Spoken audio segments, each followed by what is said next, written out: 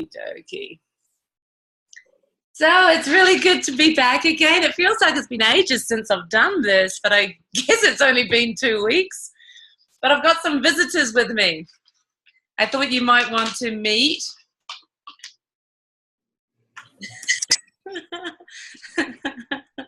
My family from Spain. Considering I'm not in Spain yet, I thought I'd get some pictures of them so I'm closer to them, right?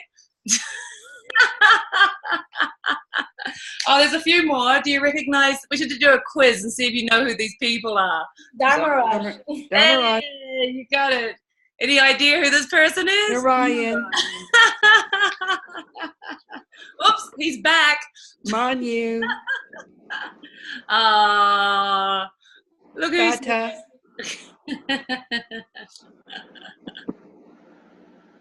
Stimpy. I'm going to tell him. He might like it. And we have one more. Any guesses?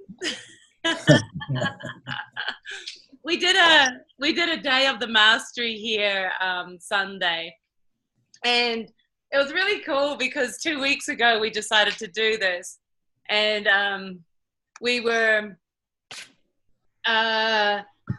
getting asked by people like, well, what's the schedule going to be? Why should I come?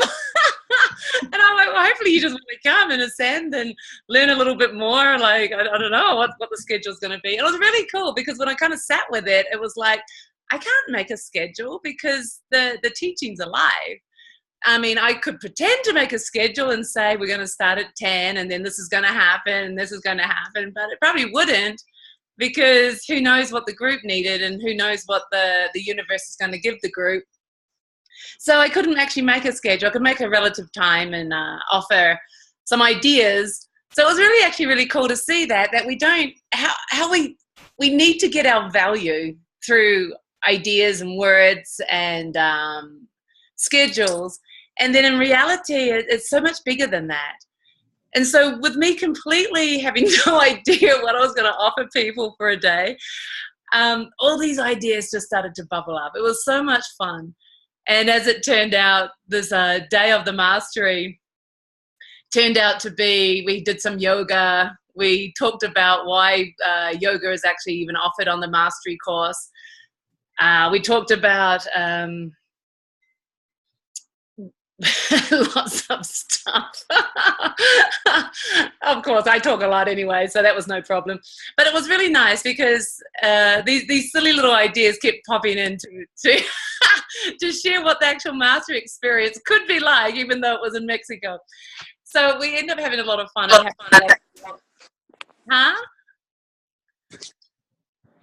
We ended up having a lot of fun and just a lot of surprises for the people who turned up. Just so that it was taken out of the box a little bit and turned out to be just a little bit more special for anyone who wanted to be there. So anyway, I had a lot of fun, and so hopefully the other people did too. But I liked that that's how our teaching always is. And you find that in first spheres, you find that in the advanced meetings, anything that people are constantly doing once they've learned, is realizing that we turn up with an idea of what things should be like.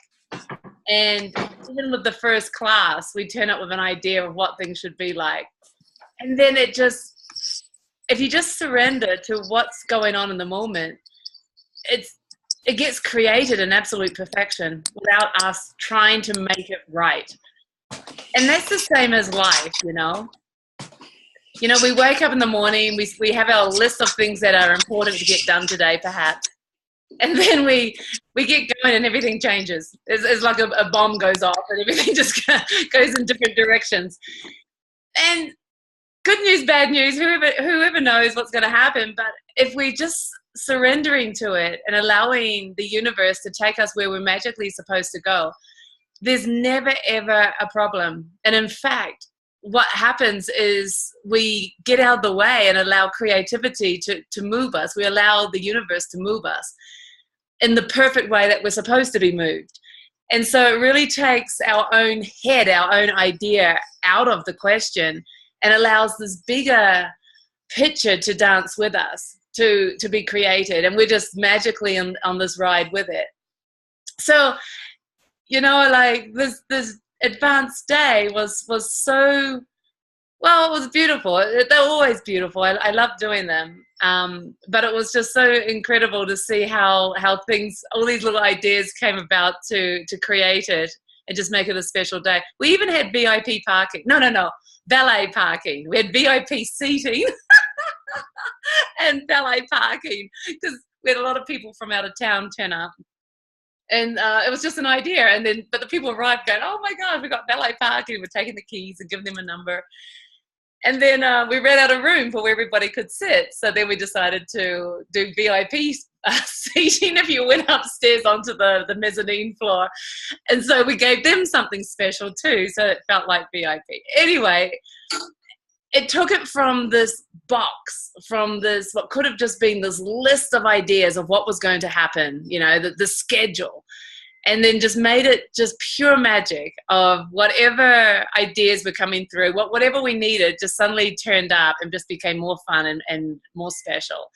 And as a result, it was just a very, very beautiful day. Yeah, and as a result, I end up to keep these guys with me for a little bit longer.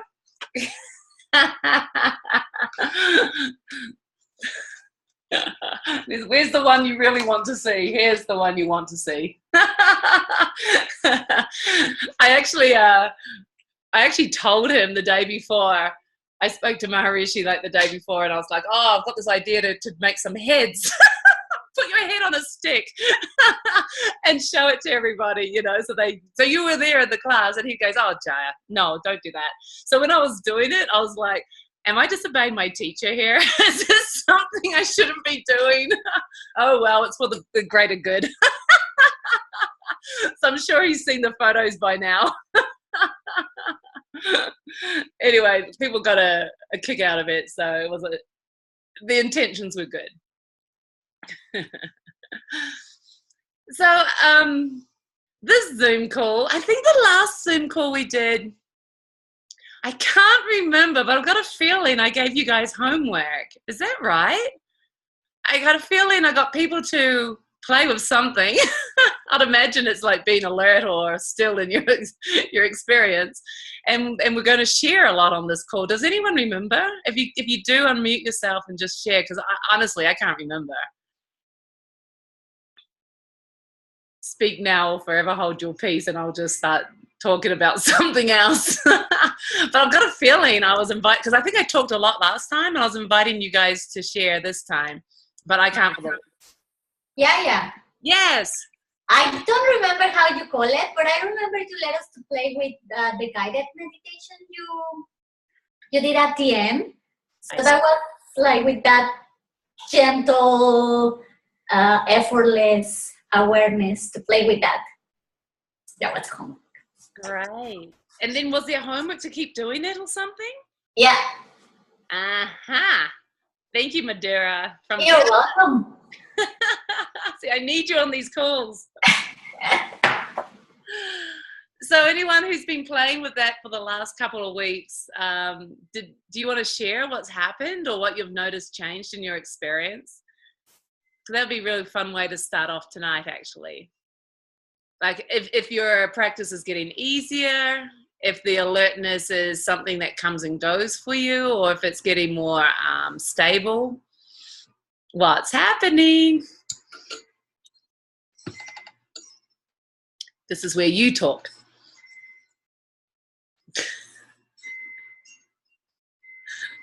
I want to share. Let me find you and I'll put you on spotlight, because otherwise we're looking at me while you're talking. Where are you, Madeira? I can't find you. Hang on. No. Yeah, I've got you. I'll turn it over to you. Here we go. Hi, everyone. What's up? I've been playing and I find it's just becoming super gentle and like so organic, you know, like so natural. So yeah, that's it. I just love how gentler and gentler it's becoming. And I love that because I got to realize that I was somehow efforting, so it's been a huge thing for me to realize that it can be gentler.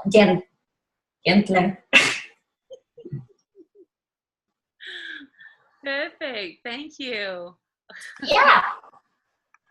Thank you. I really appreciate these calls, Jaya, and I really wish you keep doing it because it's like being very.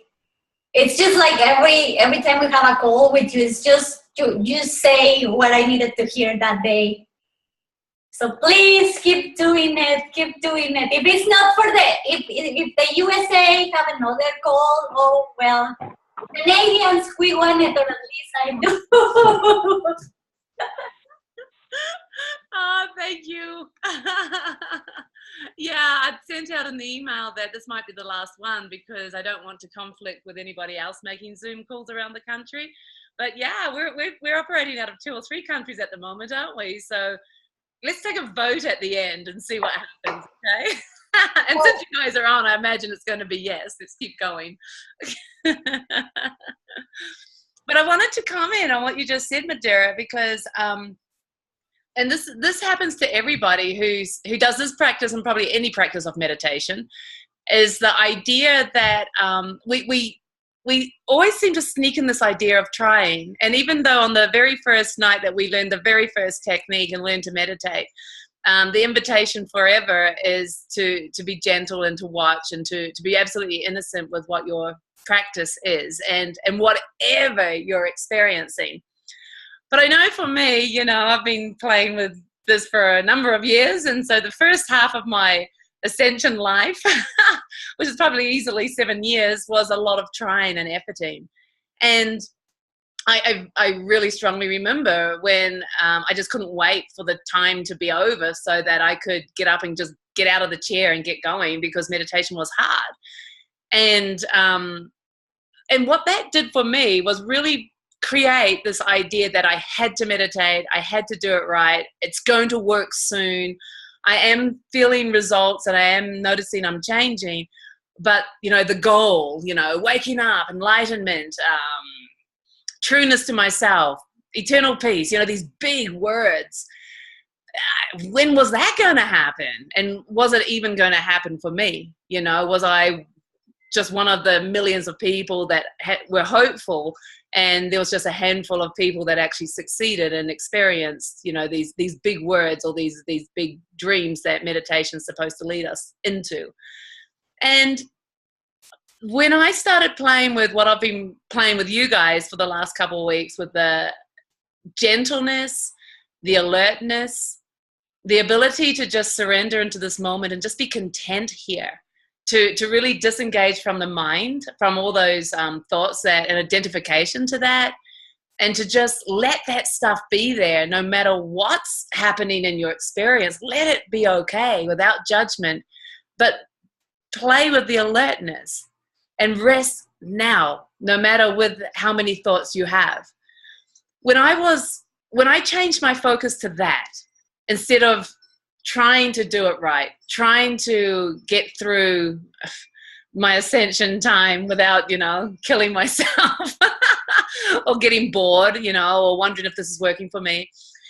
It was like night and day.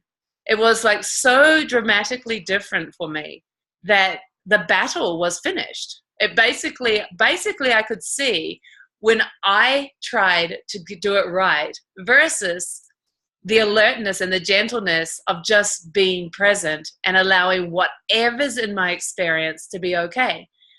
And that is the key forever with this practice and any other practice probably, but let's just talk about this practice, because the experience we're all looking for or hoping to have is already here. The experiences, the dreams, the highest desires already exist in this moment. So it's not like we're trying to recreate something new. We're in fact returning or realizing what already exists. And so this beautiful teaching is allowing us to see that. The gentleness is to not fight with anything that we're experiencing and let all of it be absolutely divine. The alertness is our natural state of being.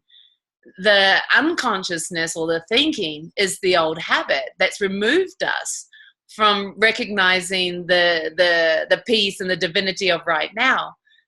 So it's so interesting because it feels like it's this new discovery, of course, of returning back into now. But in fact, it's like we're really doing what we're supposed to be doing, experiencing what we're supposed to be experiencing, coming back into our true nature. So if any time it feels challenging or hard, that should be a warning bell for us that we've identified with the mind again. We're identified with trying, and to just stop it. It's like, oh gosh, I'm doing this again. Watch.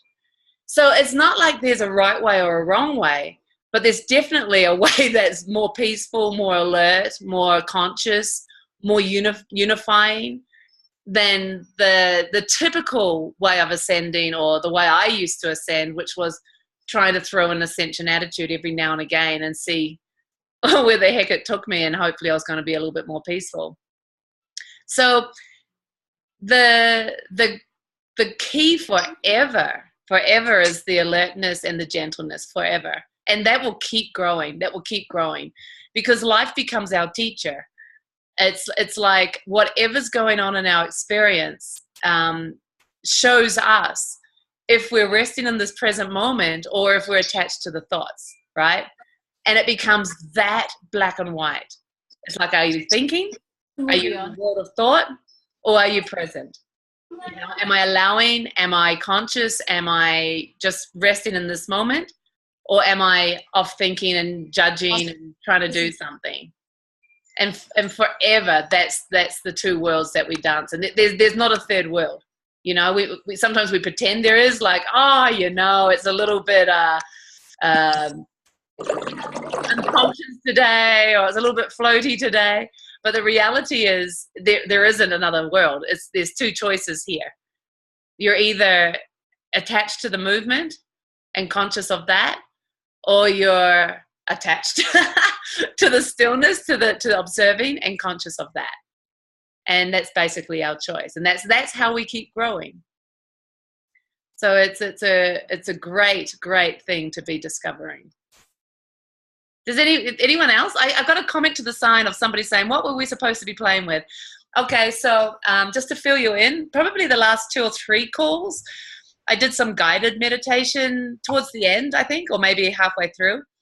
And that was to show you to have the experience of how gentle and present ascending can be. And for you to have the experience that that alertness that teachers talk about a lot is actually extremely simple. It's just a matter of doing it, right? Instead of hearing about it or thinking about it, is actually doing it and getting into the habit of being more conscious when you ascend rather than thinking a lot still. And I'll just mention again, because it's so important to keep mentioning this. Whatever happens, happens. Our journey is our journey. We're on this divine path of waking up. So the tendency is to get a little bit judgmental or violent towards ourselves about how good we're doing or how bad we're doing. Goes both ways.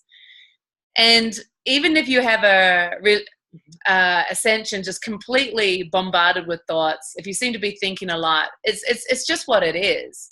But the invitation here is that this practice, this teaching, is actually about waking up. It's actually about becoming conscious, right? And learning what that is like, remembering what that is like, and then reestablishing the ability to live from this present moment. Okay, that's the practice, really. So to have ascensions constantly when we are daydreaming or worrying or trying to remember if we turned the stove off. I mean, that one might be a good one. But we're not transcending those thoughts if we're still attached to those thoughts, right? It's still the habit. It's still what we believe is right or what we believe to do. And then we think in ascension attitude and, you know, come back to being present again, and then off we go. So the tendency of thinking has still taken us. It's still who we believe we are, and it's still what we're identifying with. And so that's the part that I was inviting us to play with and change, because this practice is so much more than that. It's actually about freedom, and you have the ability to be free. You do, and to live that, to live your life living in God and to dancing in the universe and in your divine nature. You have that ability. Everyone who knows these techniques has the ability to live in the present moment and to effortlessly reside there. And so when you practice closing your eyes and using the techniques, whatever happens is fine, but the more conscious and the more alert we can be, the more you're starting to have a different relationship to thought, and then to the identification to thought, which then means the identification to who you think you are. If you change the focus to resting in this moment, gently, present, alert, and just allow yourself to discover what that's like, and allow that to start to become more and more the desire or the habit, and more what you want to be experiencing and are experiencing, you know, just allow yourself to stay in this present moment. Then the identification to that starts to change too. So the identification to all this thought and this is who I am, those kind of thoughts, switches to the ability to just rest in this present moment and stay here. And then all that identification starts to change too. What is life like from this moment? What is life like cooking from this moment? What is life like walking out the door and down the street to the corner store, like being present? What is life like resting in the presence of God and talking to the people you talk to every day? Like, does anything change? Like, do you change? Do they change? Does the world change? Like, what happens for you when you start to become more conscious? Like, why do you even want to do this? And it's fascinating because you'll have your own discoveries. Sometimes it's like everything's the same, nothing's changed, but you're happy. Sometimes it's like everything's different. Everything's just pure magic and alive and beautiful, and you can just see the beauty in everything, and it's the same as it was yesterday, but today's just brilliant. And then, you know, it just keeps changing. But what is it like for you to live this life more consciously?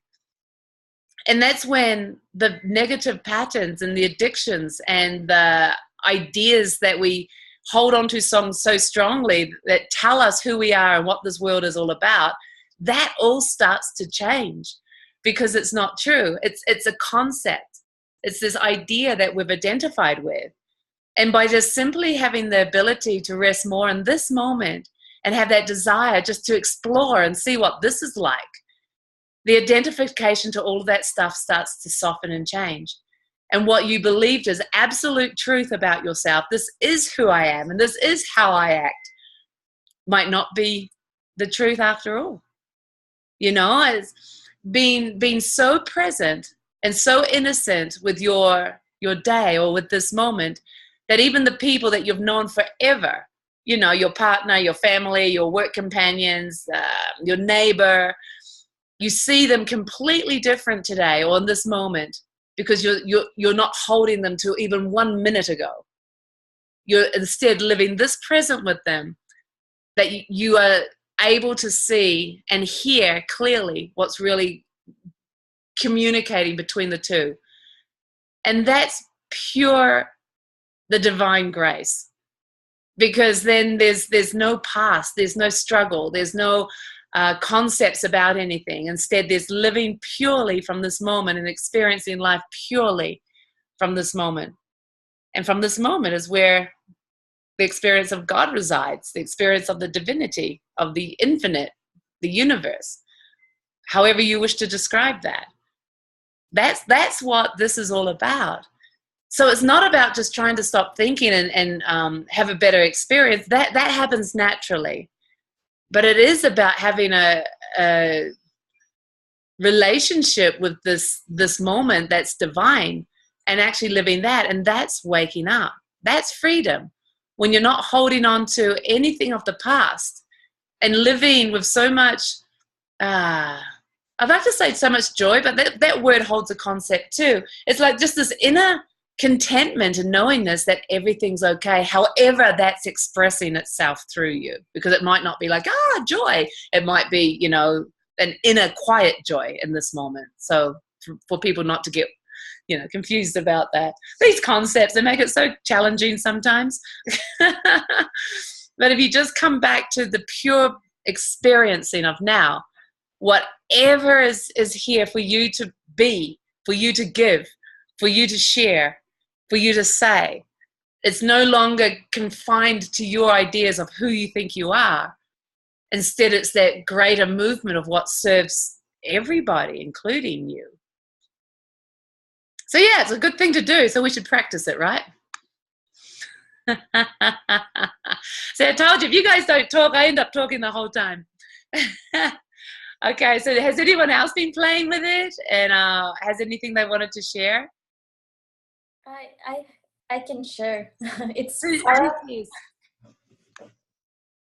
Who? Para. Okay, Para. Awesome. I'm trying to find you to put you on spotlight. What name are you under? Here you are, honey. Oh my God, I look that my hair exploded or something. No, I've been playing with that, and it's been really interesting because I always wanted to change my experience in that. I wanted to like have a deeper experience in a way, or just to want more. So when I started playing with that same night and the past days, it was completely awesome because it was, as Madhura said, very gentle, very nice, very humble. And the day after, I mean, I started experiencing as in talking more or opening myself more with the world. And I actually emailed you and Maharishi telling, oh my God, I forgot how simple this was. And it's been kind of interesting because sometimes in the past that I just wanted to attach to a thought just to experience the silence in a deeper way. So it's kind of fun just to realize that I want to do that, just to experience it deeper. And it just makes me laugh because sometimes it's not necessary to engage in something as in chaos or thoughts that I wanted to like really experience this struggle. And once you taught us how to do that, just to close our eyes and be focused on ourselves, on that silence experience, on our eyelids, it was kind of easy. And by itself, it's more like it's getting deeper and deeper and deeper. And it's kind of amazing because I was forgetting how amazing it was. And for me to just wanted to go to the chaos and wanted to return consciously, it was kind of strange or weird, or just like it wasn't me. And as soon as I started to do that, I see how my exterior was changing, how my relationship with everything was completely open, and how the outside world, let's just say that, it was completely talking to me in the way that you don't need to struggle. I mean, you just need to be yourself and be open and be honest just to receive whatever information was there. So it's been really nice just to experience that with my eyes open and with my eyes closed. So thank you. Wow, thank you. That's so beautiful to hear. I think it's like the universe celebrates and claps and applauds anytime any one of us just realizes it can be that gentle and that easy. but also like just remembering why we do this, and like the joy that comes from being present, and the joy that comes from just knowing ourselves. And I love what you just said, Para, too, about how it's so much a habit for so many people to have that voice that doubts ourselves, doubts how we fit into this world or how we fit into our life. The conflicts we have with other people, and just trying to work stuff out. Life just feels hard sometimes. And I know that I totally came from a place of just trying to find the answers of like, why is my life like this, and why is this world like this? It just felt so alien to me for years, and I just didn't have a connection, like a deep connection of feeling like I was at home on this planet. I know it always sounds funny when Ishaya say that, we're aliens, we really are. And I felt like an alien anyway. And so when you start to feel that you don't have to force yourself to fit in, when you start to feel that your flavor is actually good enough, and that you've spent so much time trying to please other people for whatever reason, and now you realize that, hey, this is me. This is who I am, and this is who shines today. This is who's talking to you. This is how I express myself, and I can't make any excuses for it because I don't want to, and this is it. And then it becomes even deeper, that you realize that your essence is divine, and super important that you actually let yourself be you. I'm a great cheerleader for people being themselves, obviously, because anything else of that is us, holding on to those ideas that we need to change or be something to fit into these ideas of what society should tell us we should be like, and make that rule book on how to be human a little bit easier. And it doesn't exist. We're all unique. We all have our own beautiful path, our own incredibly divine flavor, and our own part to play. And it's all going to be completely different to everyone else around us. And to live in ourselves, to live in our own truth, to not doubt that is so important, because that's where we find our peace. And that's when we start to love ourselves. And it's only then that we can truly love other people. That it's only when we start to see the divinity and the perfection within ourselves, and to live that, can we truly, truly experience compassion and love for other people, because we're no longer trying to take anything from them. We're not trying to prove ourselves to them anymore. And so then we can actually honor their own path as well, because we're honoring our own. So that's great, Para. I'm great that it's really good to hear that it's changing a lot for you. Just keep making it simple. Just keep making it as simple and as gentle as possible. Those are the words for tonight. Gentle and simple. Anyone else? Anyone else been playing and wants to share anything? Yeah, it's Carol, I think. I'm trying to find Carol. Here she is. There we go. Yeah, you just wave away and I'll find you. There you go. Yes, well, I really appreciated the homework, because just paying attention to when I was awake or when I drifted without making it mean anything was truly amazing. I suppose the most amazing thing was to realize how often I drift, and not just in meditation, but in daily life. I'll find myself starting to go down a thinking path, but then,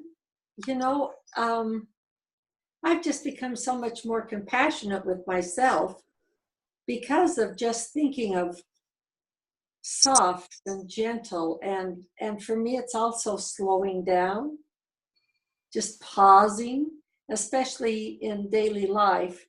So I wanted to tell you something where this was showing up.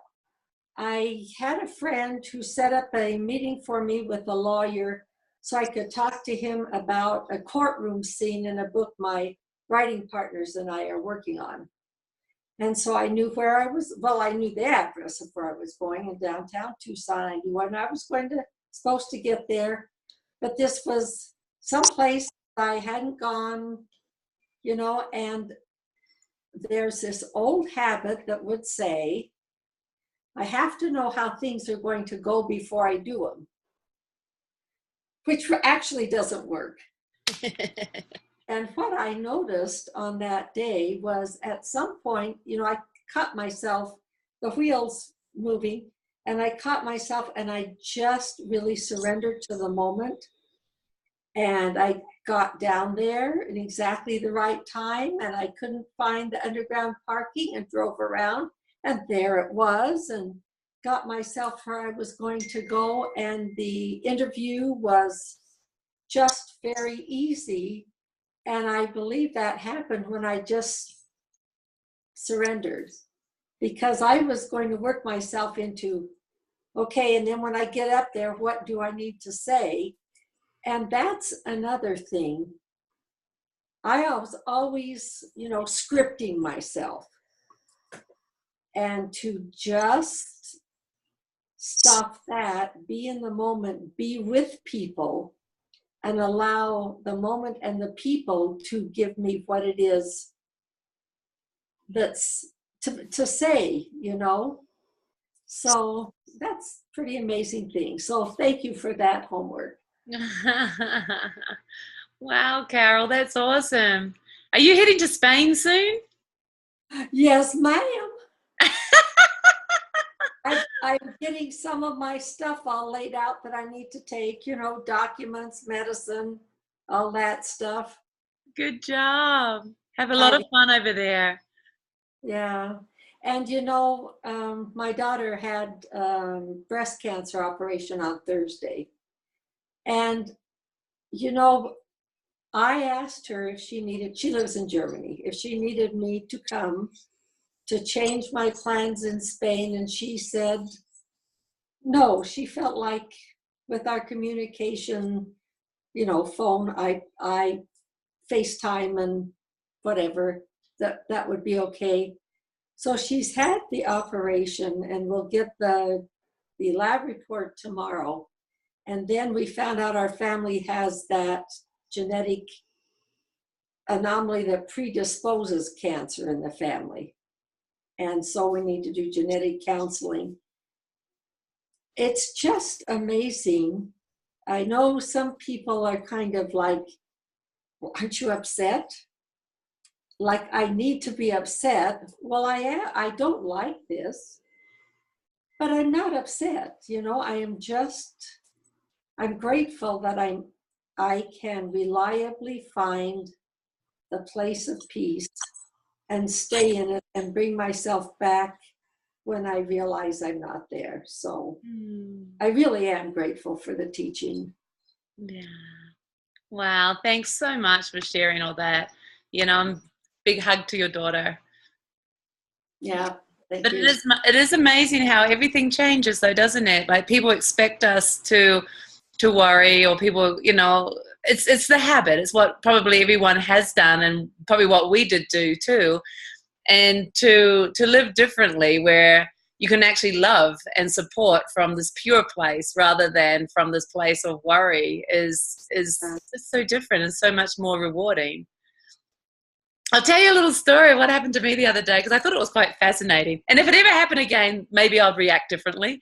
But so it happened on our day, our advanced day, Sunday. No, that was before. Doesn't matter.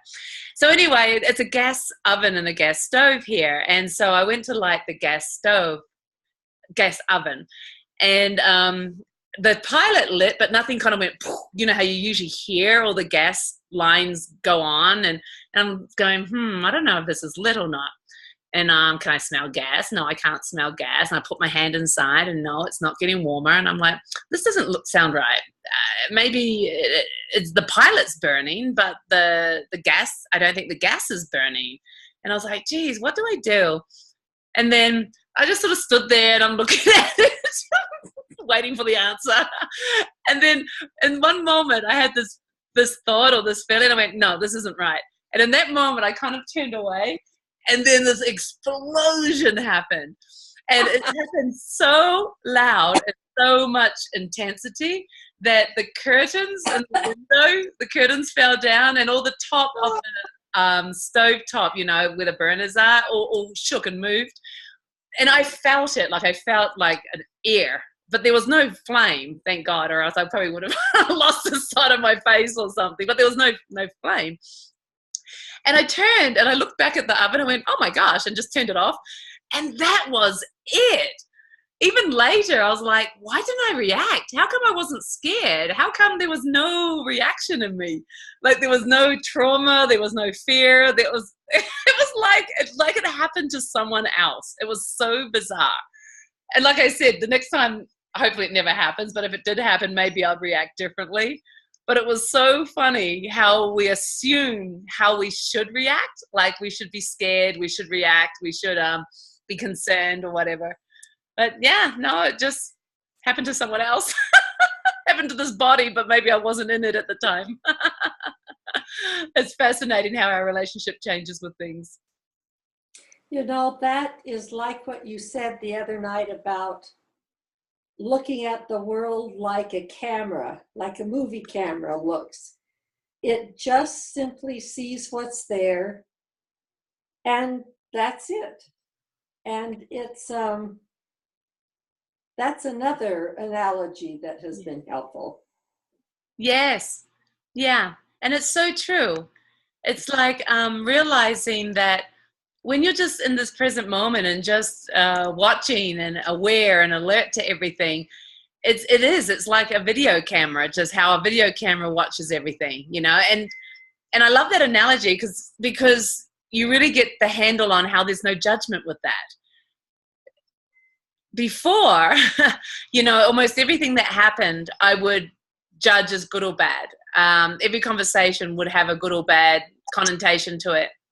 But when you start to see those thoughts as well, and just to let those thoughts not even be true, it actually becomes your experience of just watching and playing in life so innocently and so present that it's natural. It becomes more and more natural to have this beautiful present moment relationship to everything. The way it is, it's the way we're supposed to be. That mind, those silly thoughts, they get in the way. They don't have to be part of our experience. Anyone else got something they want to share? Have you been playing with the guided meditations or anything? Or just life in general you want to share about? I would like to share, Jaya. Samadhi. Okay, let me find you.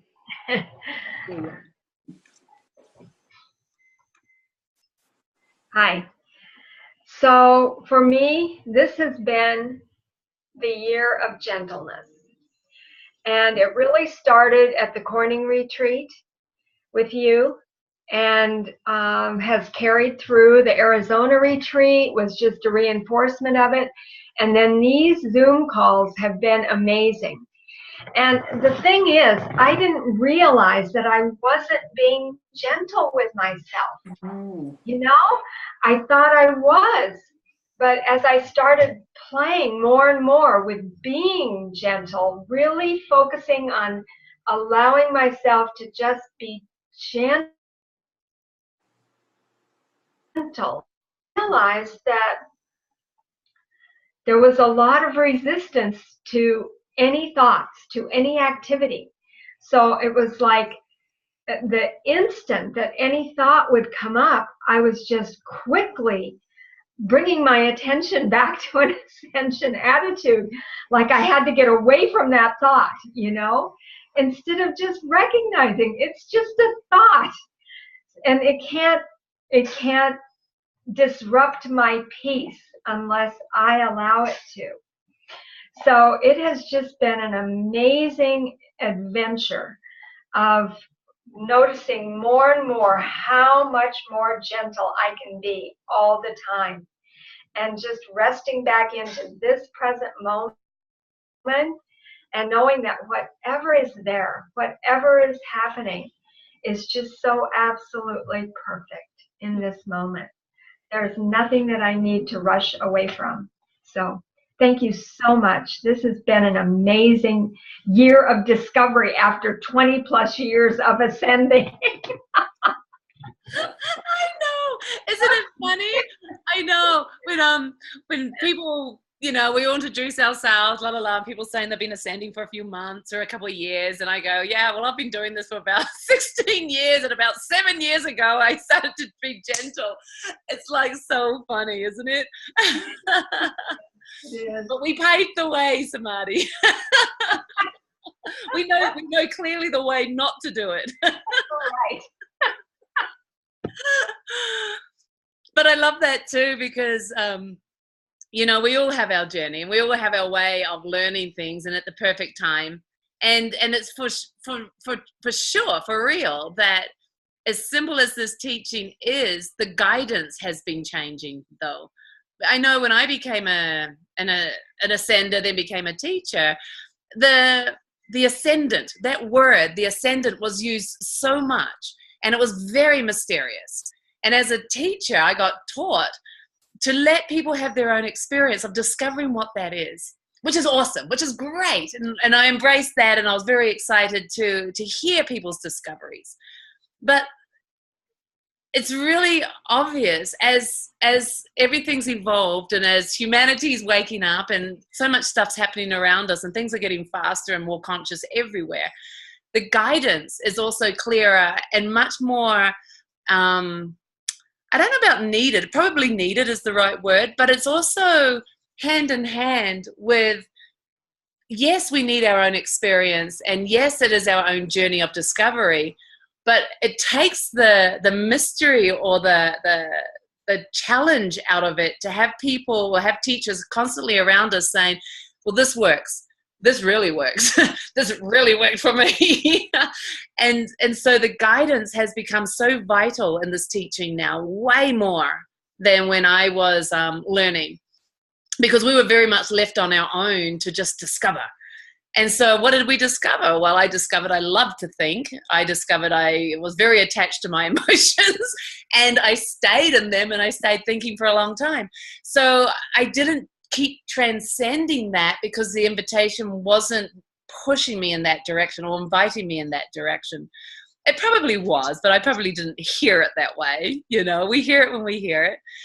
And what I love now is that everyone's so ready to hear this. It's very rare to hear that people struggle with even these instructions. Like, I'll go back to Sunday. The class I just did, lots of newer people. One lady had only been ascending for 3 days, and she was at the class. And every now and again, I'd have the thought, oh gosh, I hope I'm not destroying her practice by giving her way too much information or talking about God too much or something, because I'm very comfortable with that word. And other people aren't. But the way she thanked me after the course, she was ready. She was completely ready and able, and it was her choice to be there and to hear that kind of instruction, exactly what I've been doing on these calls, of just how to make the practice as simple and as gentle as possible. And in my journey of all of this, it absolutely serves to have the length of time to close our eyes and ascend, for sure. Absolutely. I mean, that's what the mastery classes are. Longer hours, deeper rest, longer hours of eyes closed to discover what the mind is and to keep learning to detach from it. However, we're in a habit of closing our eyes and drifting on thought. So we learn to play with this if we have the ability to keep playing with it. And that's my whole point on these last calls, is we do have the ability. Everyone does. Everyone has the ability for freedom. Everyone has the ability to be more conscious. Absolutely. And everyone has the ability to wake up. It's our birthright. It's how we came into this world. But will we? Will we do it? Or are those thoughts and those patterns and those reactions too tantalizing, too appealing? The answer is they're never too appealing. It's just, do we see that we have a choice in the moment? Often we don't, because of the habit. The habit for me was, I actually discovered I loved daydreaming. I loved it. I created Hawaii. I created probably 10 different lives for me, different careers, probably different houses. I created lots of things. I had a very vivid fantasy mind. And it took a desire to want something different to stop doing that, you know? And that's where, by practicing with the alertness, you start to see why it's so delicious to rest in this moment and to give up the habit and the pattern to think and to daydream and to worry or whatever else goes on in our head. But there has to be, it's almost like we need the proof to discover why we want to do this. We have the tools, we have the teaching, we probably heard some beautiful things in a first sphere, we probably have heard many beautiful things from that point onward, but we still aren't willing completely to let go of all those thoughts. And that's where the practice becomes so more gentle and so more conscious as we start to grow by discovering what that stillness is, what the present moment is, and what we experience from there. What is it like to just rest there and live from there? And then that becomes like the magnet that makes us really want to keep going forward. And I remember vividly the day. I don't remember the date. I can't tell you the date, but I remember the day when I chose that I wanted to wake up. You know, up until that point, I guess I was just ascending because it was nice and it was something I did, and then I became a teacher and I had a pretty good experience, but I definitely went in and out, you know. But there was a point when I desired it to be for me, when I chose, or I believed it no longer. Ooh, I'm just going to try and find out how to mute everybody. There's something going on in someone's background, and it could be my background, I don't know. But it was like, there was an absolute point when I went, I'm going for it. And it's not even like I now have to try hard. It's more like I'm listening to all the instructions. Sorry, I'm looking at all the top, seeing who needs to be. And where am I? I was looking there trying to talk at the same time. I'm not good at doing two things. And that's when I was like, I can do this. I've got guidance. I've got instructors out there. I've got very clear guidance surrounding me. Is this real that I can wake up? Is this real that what they're saying to me actually can be my experience, that I can actually have this experience of the infinite, and I know I have this experience of the infinite, but what do I now need to do to completely dissolve into that and to recognize that the mind is this object and the infinite is me, the subject? What do I need to do to experience that? And when that became a burning desire for me, that's when I started listening to the guidance and started applying the guidance. That's the difference. Doing it. I can talk, but you have to do it. Everyone else could talk to me, but I had to make that choice. I had to become more conscious. I had to be willing to let go of those patterns. I had to make the stillness more important than thinking. And then when you start to play with that, you realize how, like people are sharing tonight, that you instantly get the results and the rewards. It's not like you get it mailed to you in a month's time in your post office, or you wait a couple of days for your inbox. No, it's instant. You decide to let go of the thoughts and these patterns that have been like dictating to us for forever. And instantly is peace. Instantly is that recognition of presence. I mean, it's amazing why we don't do it more. It really is. And then from just doing it a little bit more, coming back, letting go, recognizing that this moment is gentle, is conscious, and is here, and is doable, right? It's here, it's gentle. The ability to just rest here grows naturally. And then the contrast is how often you go off on thought. And there's always those sneaky little thoughts that you really didn't think were anything worthy of taking your attention, but they really do. And they really do shut down the the experience of infiniteness or of joy or something. It's like a warning bell, isn't it, when that happens? But you start to be conscious of that and then willing to let those thoughts go, to rest back into this present moment. And then for me, what happened just naturally is there becomes this complete realization that this is the natural state of being. This present moment is the natural place to be. And that the thoughts and the patterns and the reactions and the energy and the emotions is actually unnatural. It happens through us. You know, it's part of having a human system, but it's not me. Now, that's a huge difference when you see that, because then again, it's like I'm just allowing whatever's happening in my experience to just be. There's no judgment to how I'm speaking. There's no ownership to what I'm feeling. It's simply how the system is expressing in this moment. And if you're conscious of that, it's automatically coming from love and for goodness. You know, it's not like I'm super grumpy and this is just who I am, so, you know, get over it. It's not. It's like I'm resting in this present moment, which is the infinite source of good for everything. So it's the well of love here. And then that's how it expresses, you know. So it becomes this divine dance with yourself to realize all these things that we judged or believed to be non-spiritual or not good enough, or I don't know, I had tons of concepts about enlightenment or what I should be like, especially when I become enlightened. Lots.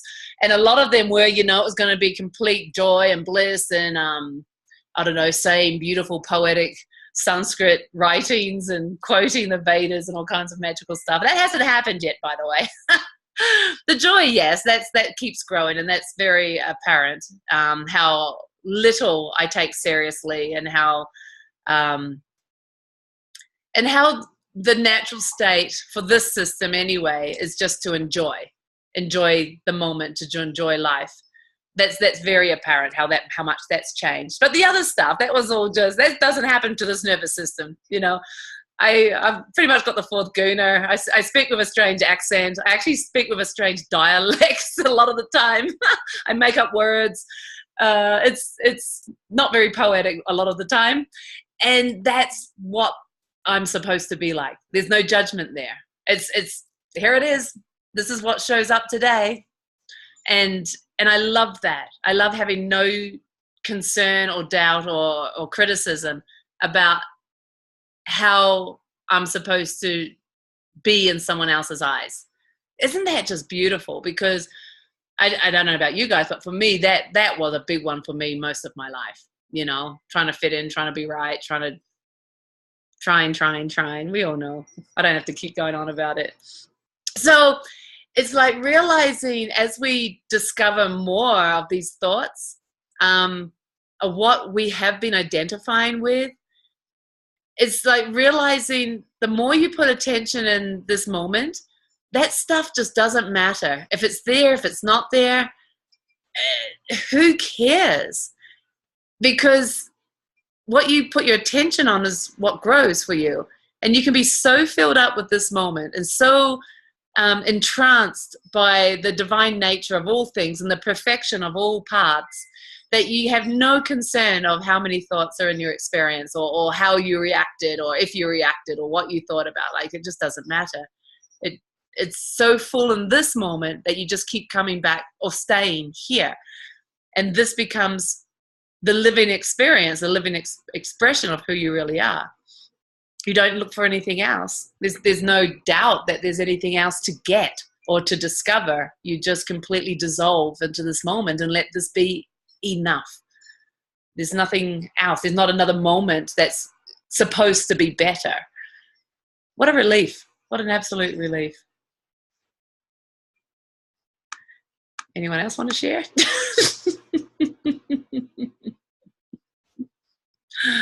I know, I get carried away sometimes. No, I'd like to share for just a minute if I could. You can, and who are you? Bharati in Florida. Yay. You are. Yeah, so I really value these Zoom calls too, Jaya, and listening and I just saw that. Thank you for that reminder. If anyone else saw it, though, you're on Spotlight. I put up Margaret. You know, Carol said things that I could relate to, and Samadhi was talking about it being the year of being gentle, and you know, this has been my year of being grumpy. I have, and I emailed you about it one day too, and you know, and I'm just very aware that I'm spending a great deal of time feeling grumpy. And so the real interesting thing with this is being okay with it.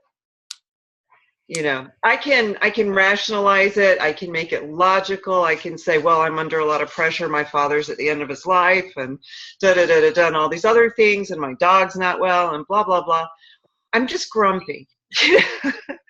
But the funniest thing that always amazes me, you know, is having an awareness of, you know, just that little bit of, you know, what I would call feeling grumpy, and somebody will say something, and in my mind, I'll see the thought. I'll see that horrible thought. I'll see those nasty words that, you know, I think are just about to come out of my mouth, but actually what comes out of my mouth is beautiful and perfect and kind.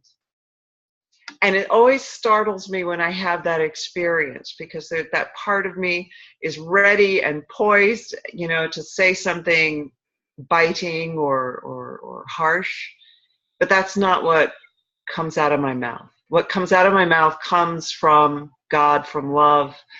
It has nothing to do with Bharati, with Catherine, with this person. It's something else working its magic in the world. You know, Hafez says it in one of his poems, I am the flute that the Christ's breath blows through.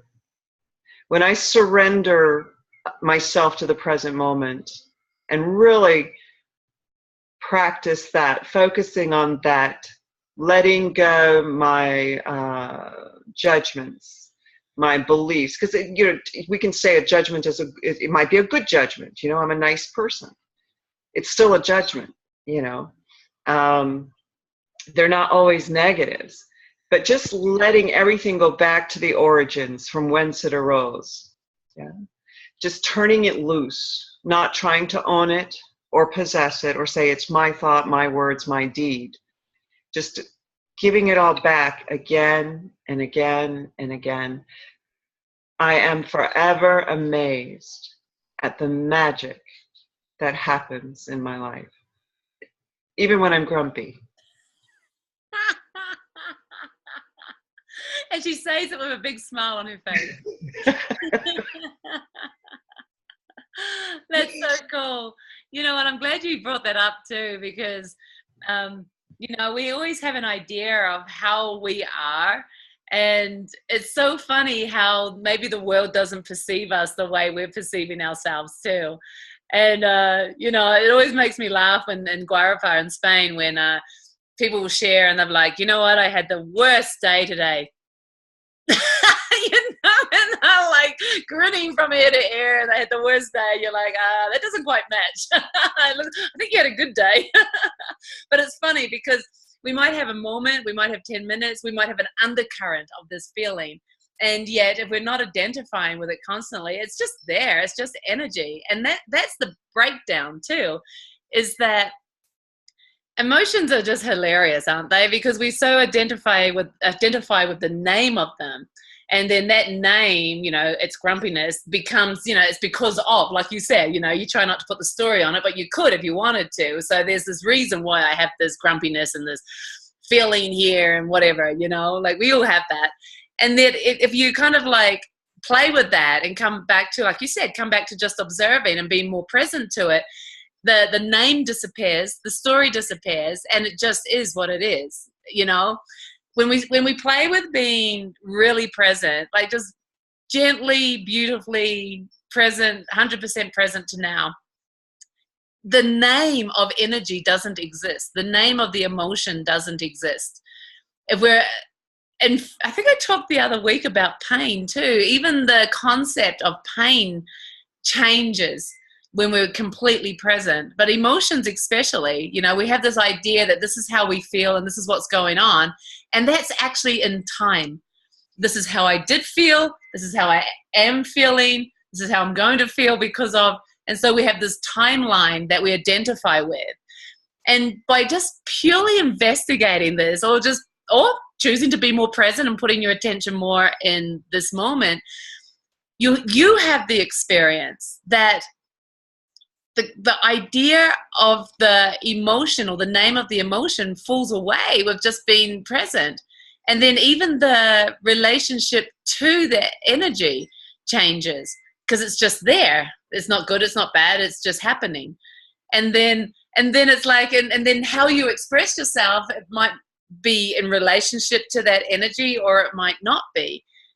It becomes so funny to watch it all because none of it's right and none of it's wrong. It just is. And that's what I love about what you just said, Bharati, too. It's like, and what I was saying earlier, all these ideas that we have about how we should be, especially on a spiritual path, you know, like, oh, I have to be a good person. Well, what does good mean? Like, what does it mean? Oh, and I have to be happy. Well, why? Where did it say that in the rule book of spirituality? And what does that mean? And in whose eyes is that happening or not happening? You know, like there's so many ideas and judgments and good and bad labels being put on everything that it comes back to us all the time. It comes back to me and my desire to be present in this moment and just let go and just dance 100% now with what is presented to me. And this is me living God right now. And it becomes that simple. But us doing it, that's the dance of waking up. And that's where it becomes this joy of discovering all the time. Very cool. Thanks for your shares, guys. There's been some beautiful shares tonight. I've really enjoyed hearing from you guys. Anybody else want to share anything before we close down? Anyone else? Jaya. Yes. Where it's Ganesh, isn't it? Ganesh, I'm trying to find you, Ganesh. Where are you? I raised my hand and everything. Did you? I don't look down there. Oh, you have too. Okay, spotlight. So it's really it's a magnificent journey, and something you said tonight really struck true with me. It was, you know, those times that you take things personally, those moments when you get into a situation and you think it's about you, and how incredibly painful that can be. And it really came to light yesterday for me. I was at work and I, work in an Apple store, so it gets really intense at times and it's always busy. And there was a moment where I took something personal and I carried it for a good part of the day. And it was really ironic because somebody asked me how my day was and I was like, oh my God, let me tell you, it was awful. And I actually could hear myself saying it going, "It wasn't that bad." And as soon as I was kind of done ranting about it, it was done. It was finished. It didn't exist anymore. And it's those moments that, I notice that I get to dive back into that habit momentarily and notice how painful it is in comparison to the life I used to live, which would be very much driven by that. And that story would be extended out for weeks, if not months, and if it was a really tragic moment, years. And how the opportunity that we have to basically just surrender to that moment as it comes up. And as we notice, it becomes vastly different in such a short time frame that we don't actually have to hold on to any of it. It's just really a remarkable experience to have. Isn't that amazing? It sounds like it's simple, but they're life-changing when you go through it. Yeah, it was really incredible because it really was this opportunity to see it and really realize how quickly that can change. Yeah. And just that moment of forgetting, of going, we have a tool that can change in a second. that you can go from complete suffering, which in that moment I was actually suffering, and and actually have that opportunity to give that all up, and realizing that there was a large portion of my life that was based around that suffering, and that's where I got my juice and my habit from, and that's not the life I live anymore. Yeah, that's amazing. I mean, that's what you have to share with everybody else now too. Yeah. So on the side was a question on the chat screen. Danielle was just asking, because she hasn't got audio tonight, so she can't ask. So she was asking, there's a chat on the side, and it's just saying that she's struggling with a situation at work that became very uncomfortable with her. And so she got talked to, and she's very, very nervous about her job there.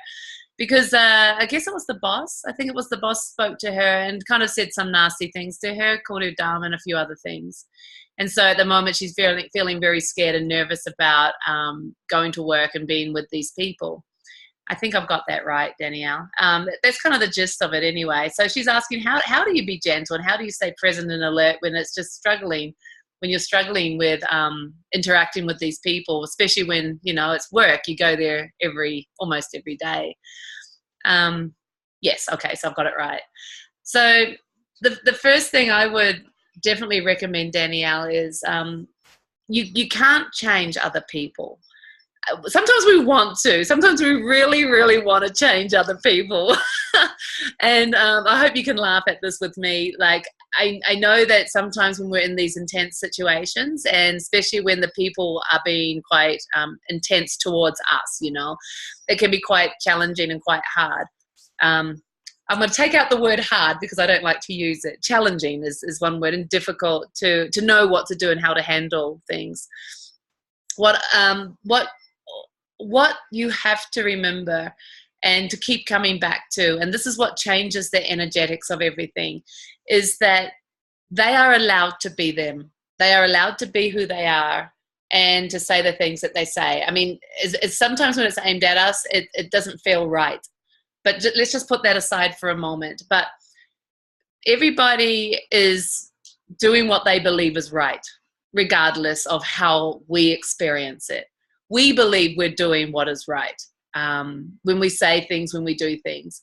So in the bigger picture of things, everybody is actually, depending on where they're at consciously and how they know to interact with other people, they're doing what they believe is right.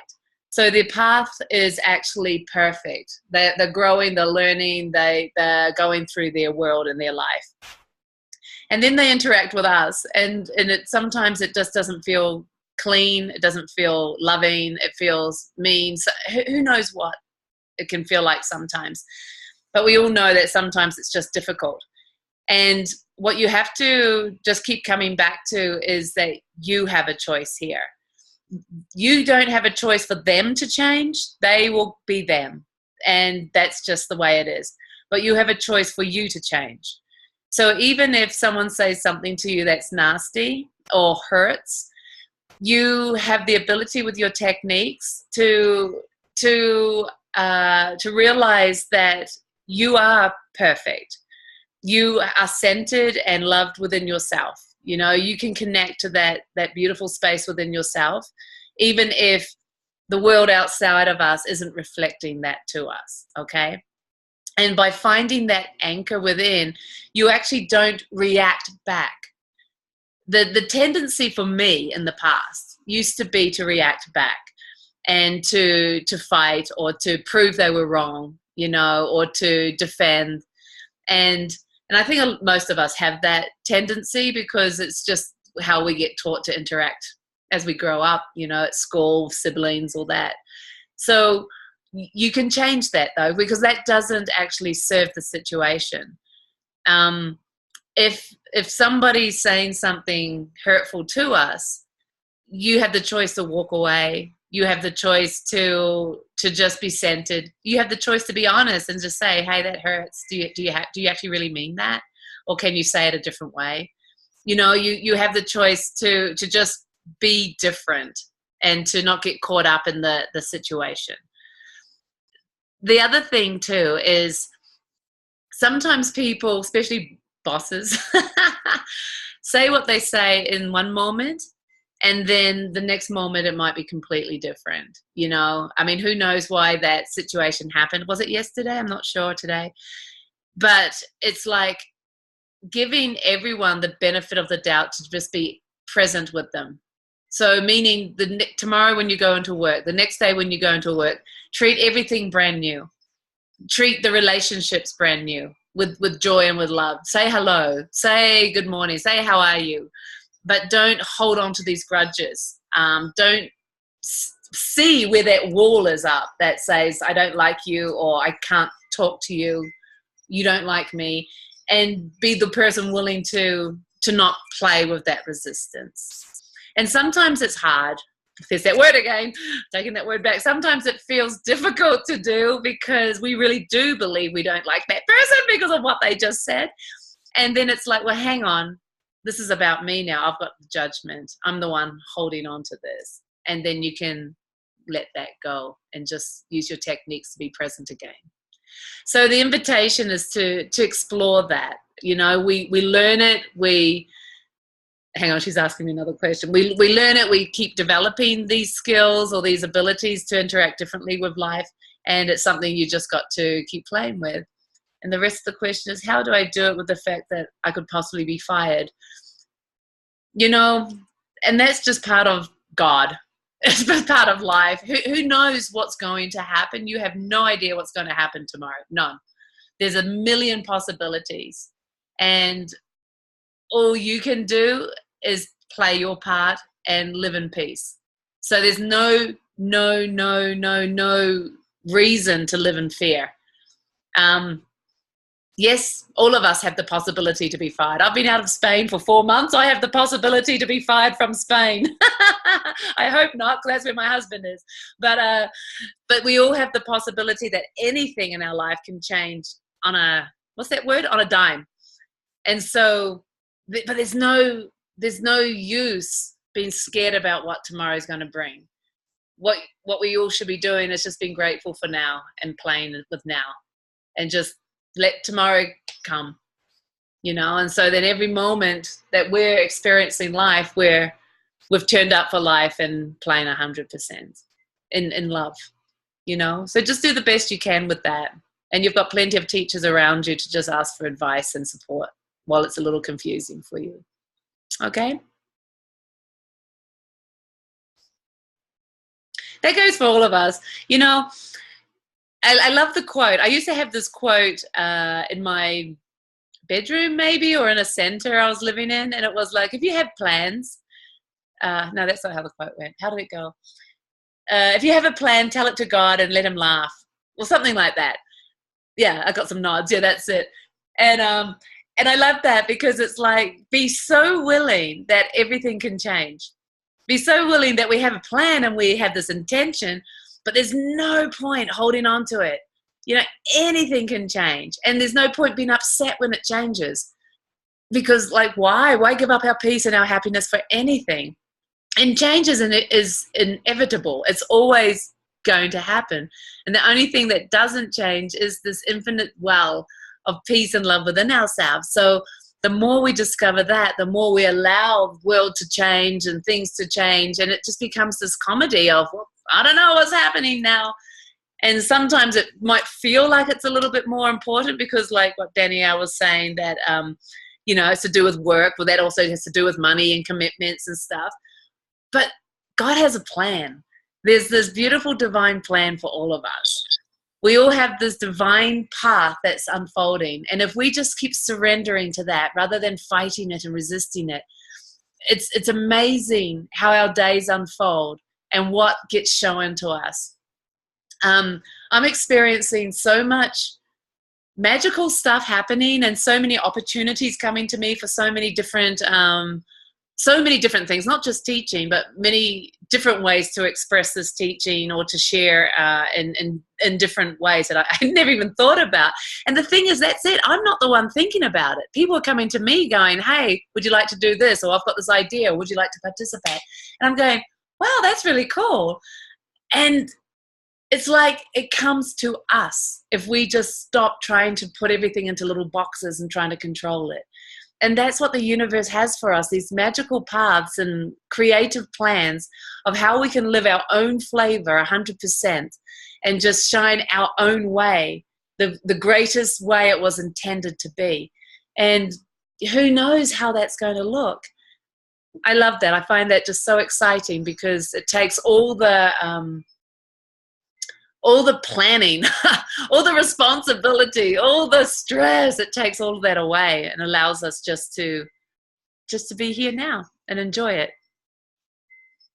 So who wants another one of these calls in 2 weeks' time? Let's go into gallery view so I can see you all. Hands up if you want another one. There's some waves. Hands up if you don't care. Hands up if you don't. Well, if you don't want them, you don't have to be on these calls, do you? Yeah, cool. That's nice to know. I'll talk with the teachers because my concern was we were overlapping some other calls happening around around America. But I understand, like you shared, Canada's not doing so many of these calls, so I'll let you guys know. But I enjoy them anyway. They're wonderful. Thank you. Yeah. I'm going to go. We're going to go. We're going to end this now. Let's do our usual sign off, which I just love.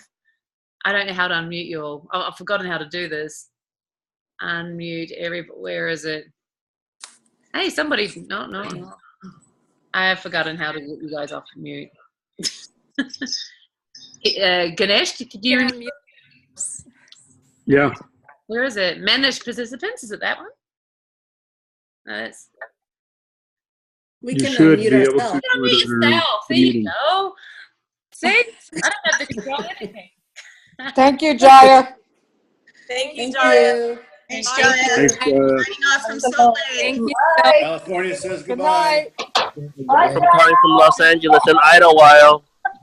Bye, Jaya. Bye, Jaya. Ay, ay, ay. That's funny. That's amazing, isn't it? It's like pure chaos. Bye from Saltillo, Mexico. For another month. Bye from Ciudad Juárez, Mexico.